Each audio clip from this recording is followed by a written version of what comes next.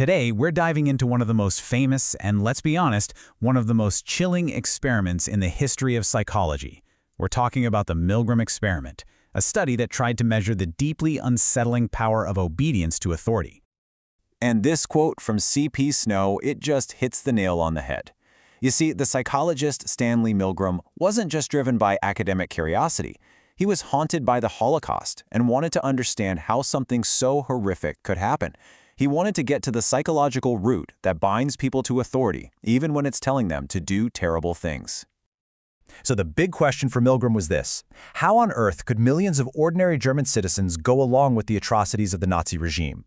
He wanted to take this question out of the realm of history and into a controlled scientific lab. It all boiled down to one simple, terrifying question: how far will a regular person go when an authority figure orders them to do something that completely violates their own conscience? So to find out, he set up this really clever experiment at Yale University back in the early 1960s. He put out ads in the paper, recruiting totally normal people, teachers, clerks, workers, for what he called a study on memory and learning. Little did they know what they were actually getting themselves into. Okay, so here's the setup. You have three people: the experimenter in a gray lab coat, who's the authority figure, and then you have two other participants. One is the teacher and one is the learner. But, and this is the key, the whole thing was rigged. The real volunteer, the person being studied, was always the teacher. The learner was actually an actor, a friendly guy who was totally in on the deception. The process itself was very methodical, very clinical. The teacher would see the learner get strapped into a chair with electrodes. Then, the teacher was taken to another room and sat in front of this pretty terrifying-looking shock generator.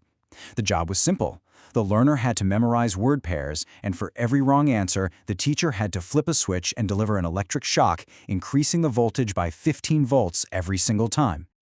Now, obviously, people started to get nervous and wanted to stop, and whenever they hesitated, the experimenter would calmly use one of 4 standardized commands or prods.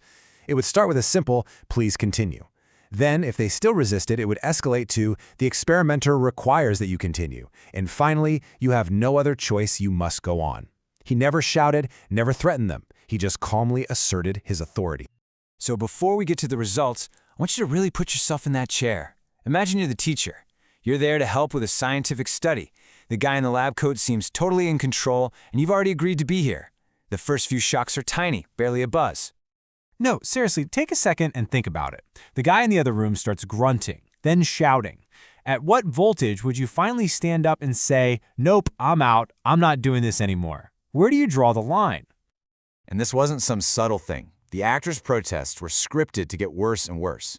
At 150 volts, that's the first time he really yells, "Get me out of here! I have a heart condition!" By 330 volts, you hear this horrible, agonized scream. And then just silence. Complete silence. And the teacher is told that silence counts as a wrong answer and they have to keep going. You can just feel how excruciating that conflict must have been. Before publishing his results, Milgram actually went and asked a bunch of experts, psychiatrists, college students, what they thought would happen, and they were all in agreement. They said, "Oh, pretty much everyone will stop at 150 volts as soon as the guy asked to be let out." They figured only a tiny fraction, like a pathological fringe of 1 in 1,000, would actually go all the way to the end. Well, they were wrong. They were horrifyingly, unbelievably wrong. The actual results of this experiment sent a seismic shock through the entire field of psychology and revealed a very, very uncomfortable truth about who we are. In that very first experiment, a staggering 65% of the participants, that's almost 2 out of every 3 people, obeyed the experimenter and went all the way to the maximum 450-volt shock. And these weren't monsters. They were ordinary people. They were us. And let's be crystal clear, they hated doing it. They were sweating, they were trembling, they were arguing with the experimenter. This quote here is from a man who was clearly in distress. He's pleading. And yet, when the man in the lab coat just calmly said, "I'm responsible, please continue," he did. He kept going. So Milgram started tweaking things and found that one of the biggest factors was simply distance. When the learner was in another room, out of sight, obedience was at its highest. But when he moved the learner into the same room as the teacher, obedience dropped to 40%. And in another version, where the teacher had to physically force the learner's hand onto a shock blade, it dropped again to 30%. It turns out it's a lot harder to hurt someone when you have to look them in the eye. So why? Why did so many good people do this? This is really the most important part. Milgram wasn't just trying to create a shocking result, he was trying to understand the psychological state of mind that allows this to happen. And he came up with this concept he called the agentic state. It's basically a mental switch. You stop seeing yourself as an autonomous person who's responsible for your actions. Instead, you see yourself as an agent for someone else. You're just a tool, an instrument, carrying out orders from a higher authority. And your own moral compass, it just gets put on the back burner. This quote really says it all. This was the most common thing people said afterward. They passed the buck. They put all the responsibility onto the experimenter.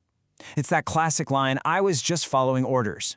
But what Milgram showed is that this isn't just a weak excuse, it's a very real psychological shift that happens inside our heads.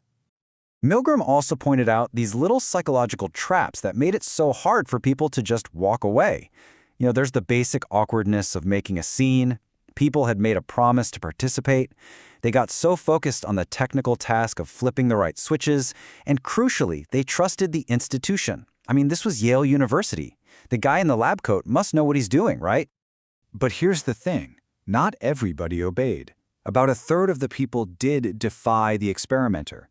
And this quote is from one of them, a professor who stopped right at that 150-volt mark. For him, the command to continue clashed with a much stronger personal moral code. He saw it for what it was, a moral test, and he refused to fail. So defiance was absolutely possible, but it took a huge amount of inner strength to break the frame of the situation. So what does all this mean outside of a Yale laboratory? Well, the implications are absolutely massive and, frankly, pretty disturbing. Milgram's work gives us a powerful and uncomfortable lens for looking at some of the darkest parts of human history. The philosopher Hannah Arendt famously wrote about the banality of evil when she observed the trial of the Nazi officer Adolf Eichmann. She said he wasn't some raving monster. He was just a bureaucrat, a clerk doing his job. And Milgram's experiment basically proved her point in a lab. You can take ordinary people with no personal hatred and make them cogs in a terrible machine just by giving them a role to play. And modern life can make this problem even worse. Milgram ran one version of the study where the subject didn't even have to flip the final shock switch themselves. They just had to perform a smaller, related task. And what happened? Obedience shot up to over 92%. When you're just a small link in a long chain, it becomes psychologically almost effortless to feel like you're not responsible for the final outcome.